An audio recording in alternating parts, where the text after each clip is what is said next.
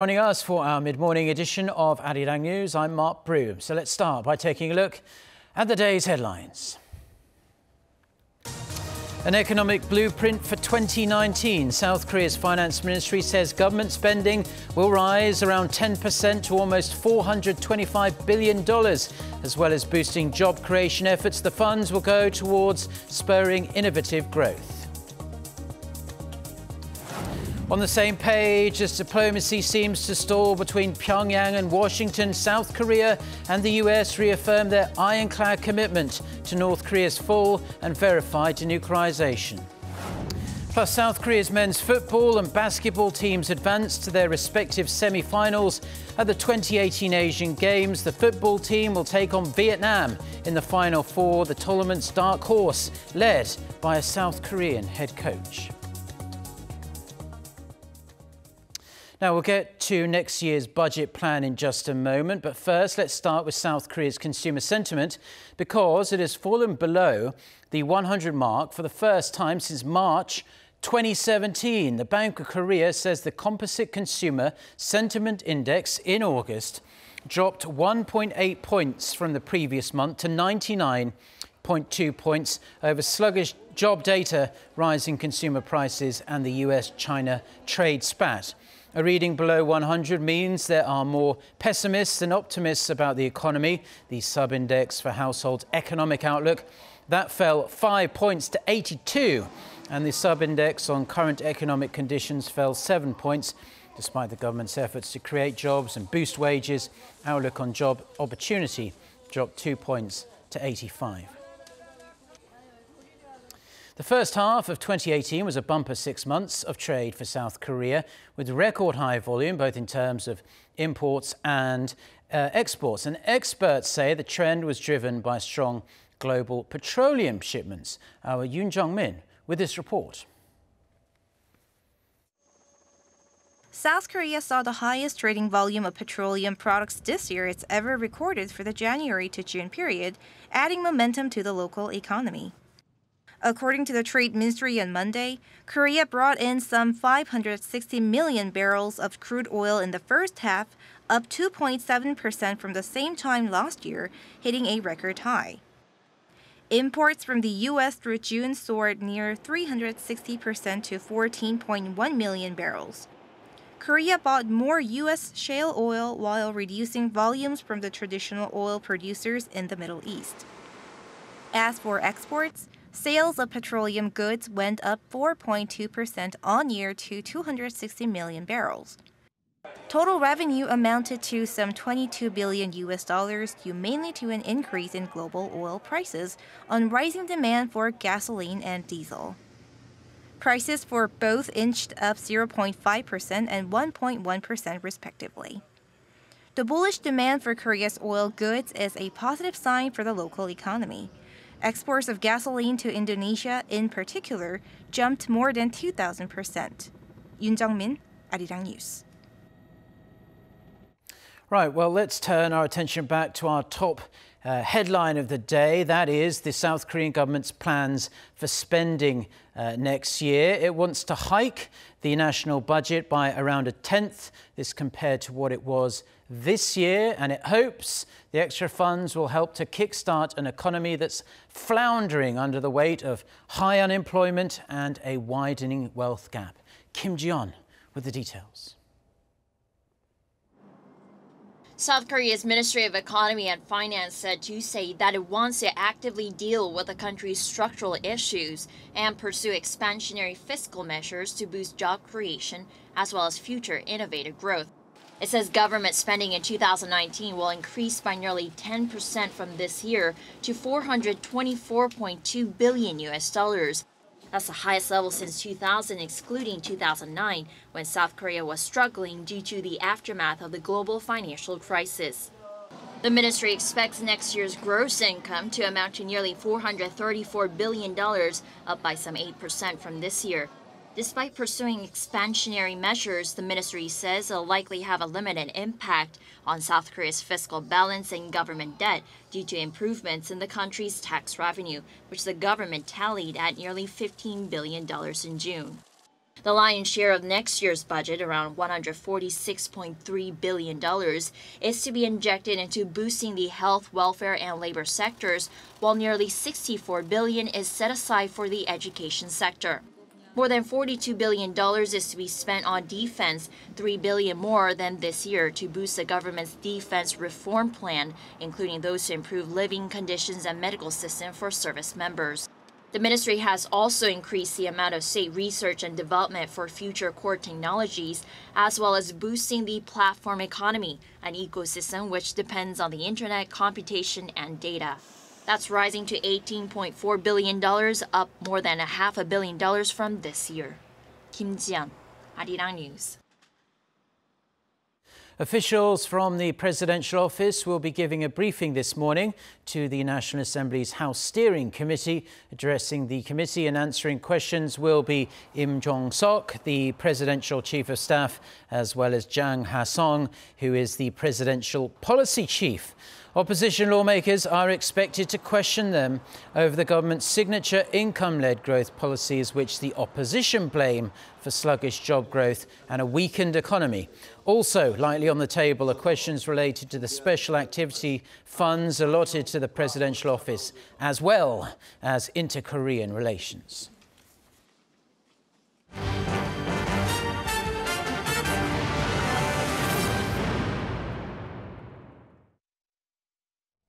The United States has once again stressed its commitment to the full and verified denuclearization of the Korean Peninsula. The U.S. State Department said the sentiment was reaffirmed on Monday between the top diplomats of South Korea and the U.S. Kim Hyo-sun tells us more. The top diplomats of South Korea and the U.S. have reaffirmed their commitment to the goal of achieving North Korea's fully verified denuclearization. The U.S. State Department issued a press release on Monday that said Secretary of State Mike Pompeo and South Korean Foreign Minister Kang Kyung-hwa spoke over the phone to discuss the next steps of engagement towards Pyongyang. The diplomats also pledged to coordinate closely and share the same view that pressure must continue until North Korea denuclearizes. The State Department urged Pyongyang to keep its promise of denuclearization as committed to by its leader Kim Jong-un during the Singapore summit in June. Explaining that Washington and its allies will be focused on achieving the North's denuclearization, the State Department said it has nothing to add on Pompeo's canceled visit to Pyongyang as of now. While Pompeo's fourth visit to Pyongyang was scheduled, President Trump called it off last Friday. Taking to Twitter, President Trump said he didn't see sufficient progress being made on the Korean Peninsula regarding the North's denuclearization, but he wished Kim Jong-un well. Kim Hyo-sun, Arirang News. Now, officials from South Korea and the United States, they met in Seoul last week to continue discussions on defense cost sharing between the two allies. But after a couple of days of talks, the sixth round of their kind, in fact, it's clear that they're still not able to reach a deal they'd both be happy with. Kan Hyung-woo with the details. South Korea and the United States continued their talks late last week in Seoul on sharing defense costs. It seems they're still trying to narrow down their differences, but at the same time, they see eye to eye on the need to further improve their communication. An official at South Korea's foreign ministry said Monday that the allies were unable to reach an agreement on the key points, including how much South Korea should pay in total and Washington's demand that Seoul pay for a new category of expenses called operational support, which is for American troops outside the peninsula. This operational support includes the deployment of aircraft carriers, long-range bombers, and nuclear submarines. Under the latest 5-year deal, as of 2018, South Korea pays around $856 million to have U.S. troops on its soil, which experts say is around 40 to 50% of the total bill. But Seoul is standing firm that it can spend money in 3 areas, which are payroll, construction, and logistics, as it has in the past. The 2014 agreement on sharing the costs of America's defense of its ally will expire by the end of this year. So South Korea aims to conclude the talks with the U.S. before November, as it is expected to take at least 2 or 3 months to get the National Assembly's approval. But the Foreign Ministry official noted that the agreement terms are more important than simply meeting the deadline. Seoul and Washington plan to hold another round of talks in the U.S. next month. Kan Hyung-woo, Arirang News. For 2 months now, special prosecutors here in South Korea have been investigating a sitting governor who allegedly colluded with a power blogger who orchestrated online opinion rigging in favour of the now ruling Democratic Party. And finally, on Monday, the special counsel revealed there is evidence the governor was indeed involved. Oh Soo-young reports. Gyeongsangnam-do Governor Kim Kyung-soo was found to have colluded with an influential blogger nicknamed Ju King to sway political sentiment in the lead-up to the 2017 presidential election. That's according to Special Counsel Ho Ik-bom, who shared the results of a 60-day independent probe on the case. 1.4 million comments on some 81,000 news articles were rigged with like and unlike clicks 99 million times systematically through a macro program. Ho said the team procured records and testimonies confirming suspicions that Kim had attended the blogger's demonstration of a comment rigging program called King Crab in November 2016, before giving the green light to further develop and use the software. According to Ho's probe team, the rigging activities began the following month and surged amid the political turmoil surrounding ex-President Park Geun-hye in early 2017, hitting more than 7 million counts in the months after her impeachment. That's believed to have influenced the presidential election won by incumbent Liberal leader Moon Jae-in. Investigators also found that Kim had offered a diplomatic position for one of Ju King's associates ahead of this year's local elections after continuous requests from the blogger. While Kim has vehemently denied these allegations, the probe team decided to indict the former politician without detention last week, accusing him of conspiring with Ju King and violating the national election law. But on allegations that Kim received illegal political funds and also handed a certain amount of money to Ju King at the King Crab demonstration, the special counsel said there was no evidence of such irregularities. There was, however, evidence against incumbent presidential secretaries Song In-bae and Baek Won-woo over their alleged alliances with Ju King. Ho said his team will continue to work to substantiate their case against Kim, the blogger, and others implicated in the scandal during their trial procedures. Oh Soo-young, Arirang News. The rush for train tickets during the Chuseok holiday period begins today as bookings start for the third week of September. The Korea Railroad Corporation says it opened online and offline bookings for certain areas of the country, including Daegu City, Chungcheongbuk-do Province and parts of the East Coast on Monday, while tickets for Honam, Jeolla and Gangneung can be reserved from today. Now, tickets can be booked from 7 a.m. to 3 p.m. through KORail's website or from 9 a.m. to 11 a.m., only 2 hours, at designated railway stations and travel agencies. KORail says reservations will be on a first-come, first-served basis and individuals are limited to buying a maximum of 12 train tickets each.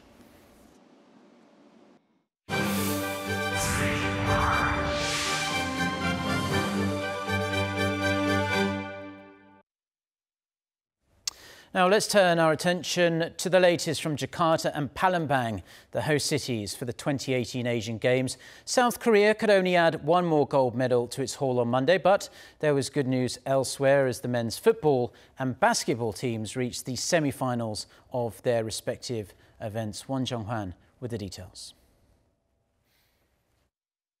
South Korea's men's football and basketball teams are edging closer to once again winning gold at the Asian Games. In a thrilling match on Monday night, South Korea's football team beat Uzbekistan 4-3 after extra time to reach the semis. Hwang Hee-chan scored a winner from the penalty spot, ensuring Hwang Hee-jo's impressive hat-trick was not in vain. South Korea, who are the defending champions, will face Vietnam in the semi-final on Wednesday evening at 6 p.m. Korea time. In men's basketball, South Korea cruised past the Philippines 91-82 to reach the Final Four. Ricardo Ratcliffe, a U.S.-born center with South Korean citizenship, scored 30 points during the game. Philippines had an NBA player on the court in the form of Filipino-American guard Jordan Clarkson, but his one-man show wasn't enough to overcome South Korea. The South Korean team will face Iran in the semifinal on Friday. South Korea defeated Iran with a dramatic last-minute rally for the gold medal in 2014. Meanwhile, South Korea's only Asian Games gold of the day came in archery. The South Korean women's recurve archery team defeated Chinese Taipei 5-3 for the gold. Chang Ye-jin, Kang Chae-young, and Lee Eun-kyung extended the country's consecutive winning streak in the event to 6. South Korea's archery squad came to Jakarta with an eye on winning every single gold medal, but that dream was broken early when Chang and Kang were eliminated early in the women's individual recurve event. In bowling on Monday, South Korea picked up 2 silvers and 2 bronze medals on the alley, wrapping up the bowling competition with 2 medals of each color. Park Jong-woo and Lee Yeon-ji captured silvers in the men's and women's masters, respectively. In Palembang, the co-host city, the unified Korean men's dragon boat racing team grabbed bronze in the 1,000-meter race, completing a historic run that included a gold and a bronze by the unified women's team a day earlier. 원정환, Arirang News.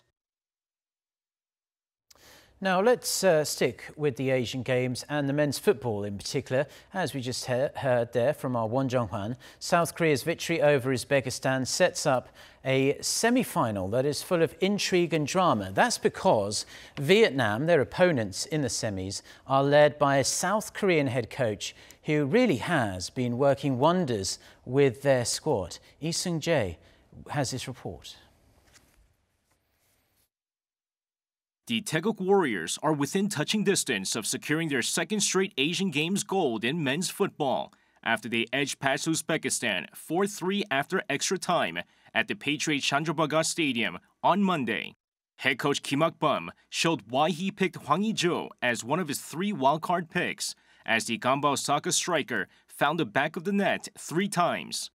Hwang's third goal in the 75th minute gave him 8 goals so far this tournament, and his second hat-trick at this year's Asian Games. With the match tie 3-3, Hwang also earned a penalty in the 117th minute, allowing South Korea to knock out a relatively strong Uzbek team. Meanwhile, the Park Hang-seo magic continued on Monday as the Vietnamese national football team beat Syria 1-0 in their quarterfinal. Millions of fans all across Vietnam went out into the streets, waving the nation's flag, celebrating their latest win. Park, a former assistant coach to Goose Hiddink during the 2002 World Cup, where South Korea finished 4th, is already a national hero in Vietnam after leading them to a stunning runners-up finish at the 2018 AFC Under-23 Championships earlier this year. Vietnam's win sets up the dream match as Park will face his home country in the semifinal. Park and South Korea's head coach Kim Hak-bum know each other very well, as they faced each other numerous times as coaches in the K-League. With the winner advancing to the final, fans are eagerly anticipating the big match that's set for Wednesday evening. On the other side of the draw, Japan and the UAE will also face off on Wednesday. Victories by South Korea and Japan would set up a huge grudge match between the two arch-rivals in a bid for national glory and Asian Games gold. The final is set for Saturday. Lee Seung-jae, Arirang News.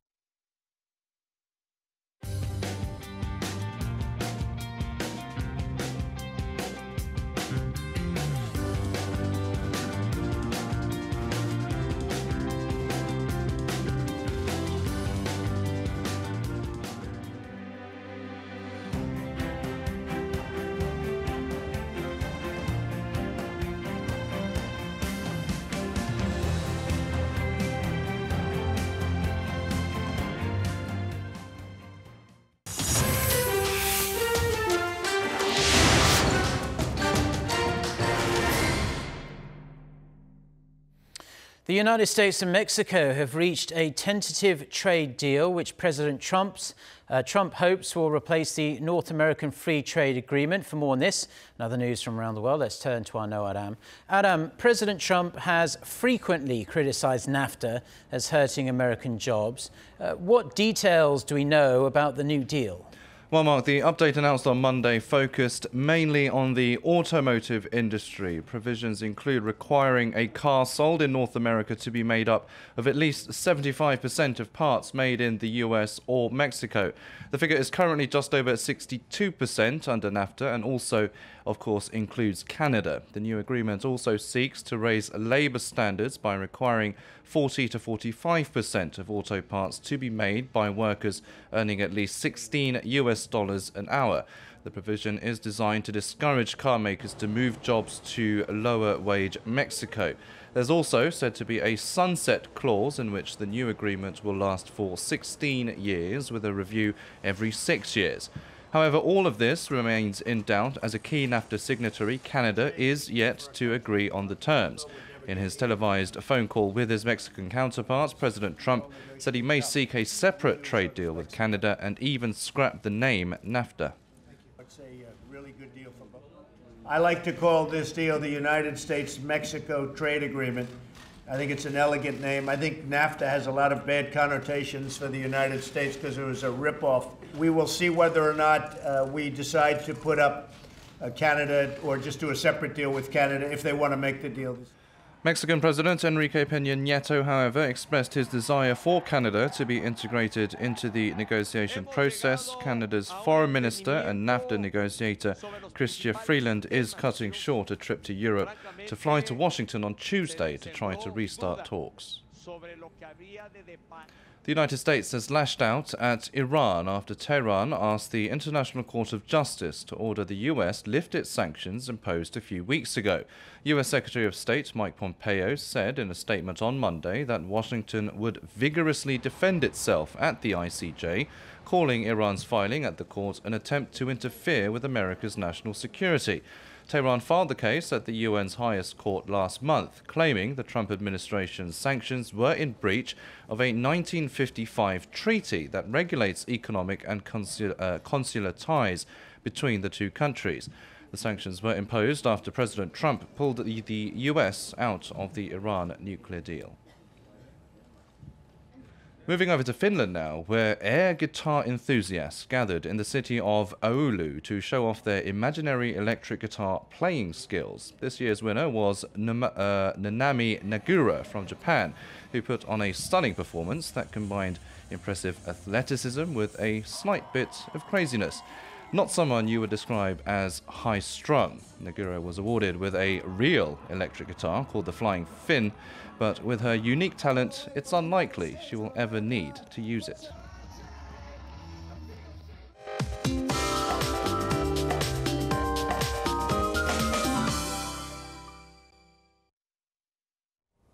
Good morning.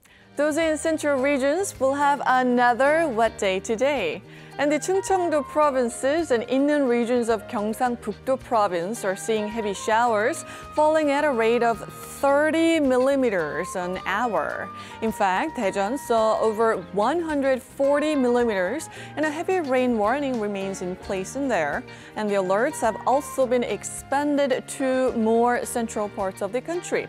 But overall, the northern regions will see more showers into Wednesday afternoon, and Seoul will also see showers picking up by lunchtime today.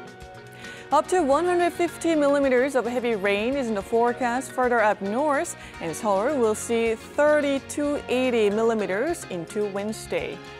And the daily highs in Seoul will reach about 27 degrees Celsius this afternoon, while Jeju will be under mostly sunny skies all day today. With that, let's take a look at the international weather for viewers around the world. So most parts of South Korea will have a rainy Tuesday today, while many regions in North Korea will see either showers or sunshine. Many major cities in Asia will see unstable weather conditions with showers. Sydney had winter-like morning at a low of 5 degrees Celsius, and this brief cold snap will continue until Thursday. Over in the U.S., a heat wave is set to return in New York and Washington, D.C., getting up to nearly 100 degrees Fahrenheit. As for South America, most major cities will enjoy sunshine with mild to warm highs. High pressure sweeping over the U.K. could trigger an autumn heat wave next week. Lastly, to Africa, umbrellas are out in Cape Town as rain continues. And that's the weather update for now.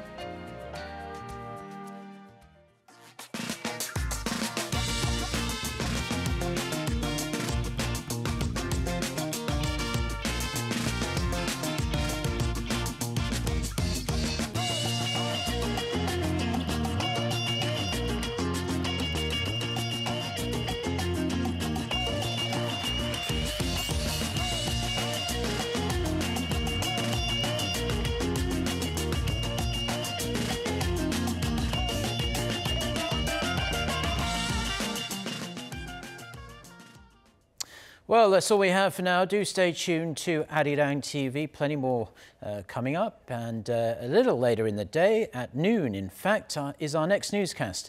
That is with our very own Lee Ji-yoon. So until then, goodbye.